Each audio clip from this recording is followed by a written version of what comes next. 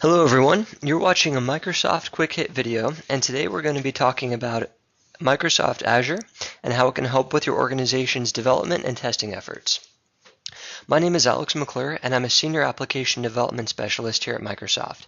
My job is to identify the most significant and promising application development teams in Southern California and help them partner with Microsoft to develop the highest quality applications as quickly as possible across a variety of platforms. In today's Quick Hit video, we're going to be talking about Azure for Dev and Test. For those of you who may not know, let's spend a few minutes first talking about what Azure actually is.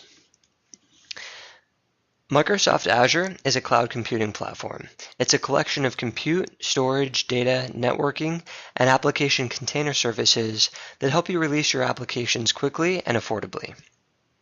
Azure provides infrastructure as a service and platform as a service in order to let you host your applications in Microsoft's cloud. You can do things like transfer VMs from Azure to your on-premises infrastructure and vice versa if you're looking for a hybrid solution. We support lots of technologies and frameworks. In addition to just Microsoft standard technologies such as .NET, SQL, and Windows Server, we also support popular open source flavors, which I'll show you here in a few minutes. And we have customers globally that scale applications all the way up to tens of millions of users. And that's the beauty of developing and testing applications on Azure.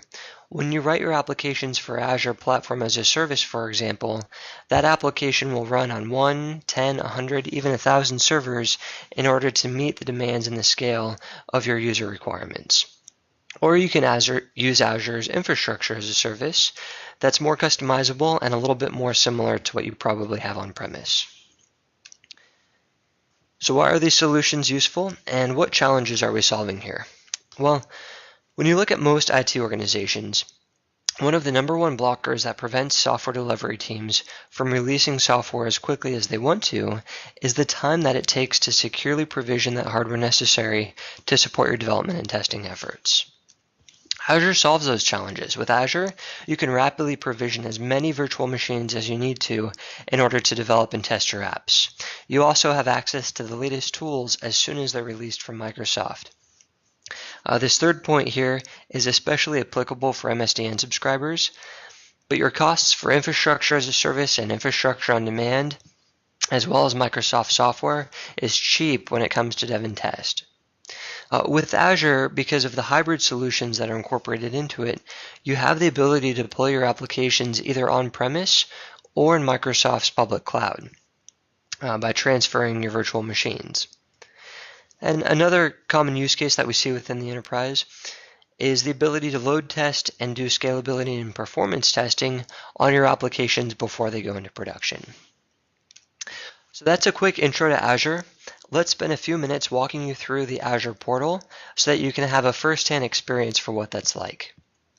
Now, in order to access this portal, I opened up my web browser and I went to portal.azure.com. From here, you'll see that my first splash screen is what we call the portal. And this portal has various tiles that are giving me all sorts of different information. As you can see, the Azure Service is healthy worldwide. This is an Azure Service Health dashboard. I also have things like a billing tile that shows me how many credits I have left in my account. On the left-hand side in this navigation menu, I'm going to do something like create a new VM from one of our standard templates in our gallery. So to do that, I click the New button, I select what type of server I want to launch, and I'm instantly prompted with a few different parameters and configuration details in order to spin up my machine. I enter those details, I click Create, and within about a minute or two, my VM would be spun up. This short menu that I was looking at a second ago had some of the more common options. If you want access to everything, it's really easy. You just click this Everything button, and instantly the gallery transforms into being the entire gallery of public templates within the Azure gallery. So what you'll see here, for example, is a SharePoint server farm, Windows Server, Oracle, CentOS, various blogs and CMS solutions. There's a whole lot in this gallery. I would encourage you to check it out. As a developer, you also might be interested in spinning up virtual machines that are preloaded with the latest version of Visual Studio. Again, that's really easy to do. You click the Developer Services button in the gallery, and then you can access, for example, Visual Studio Ultimate 2013 running on Windows Server 2012. There's a whole lot of options here. There's VMs and images designed for web development experiences, for mobile experiences. For example, if I wanted to develop a mobile application that required web services and databases and identity and authentication running in the background, I can do that by simply clicking the Mobile Service button and creating the mobile service. I can also do things like create notification hubs that can send push notifications to your mobile apps. So there was a lot there. I would encourage you to check out this dashboard and to check out the new portal experience for Azure. I have 4 tips if you want to get started on this. First, if you're not an MSDN subscriber, I would encourage you to contact your organization's MSDN administrator. You're going to want an account because you're going to get access to lower costs and lower fees. If you don't know who your MSDN administrator is, feel free to contact me. I can probably put you in touch with them. If you already have an MSDN subscription, the next step is to go to msdn.com and activate your Azure benefit. Next, go to azure.com, log in, and from there you can spin up a virtual machine just like we just did in this demonstration before this slide.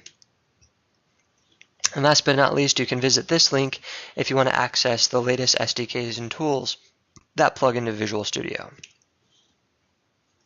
If you want to learn a little bit more, I've provided 4 other links that can point you in the right direction. These links are URLs that are walkthroughs and guides and documentation and resources for you in order to get started and get your feet wet with these tools. So that's it for this QuickHit video. If you have any questions or if you and your team would like help getting started with Azure for Dev and Test, feel free to email me. My address is alex.mcclure@microsoft.com. Additionally, I have some other videos and resources on my blog, which you can find at microsoftopdev.com. Thanks for listening today. I hope this was helpful, and please do email me if you'd like to get in touch.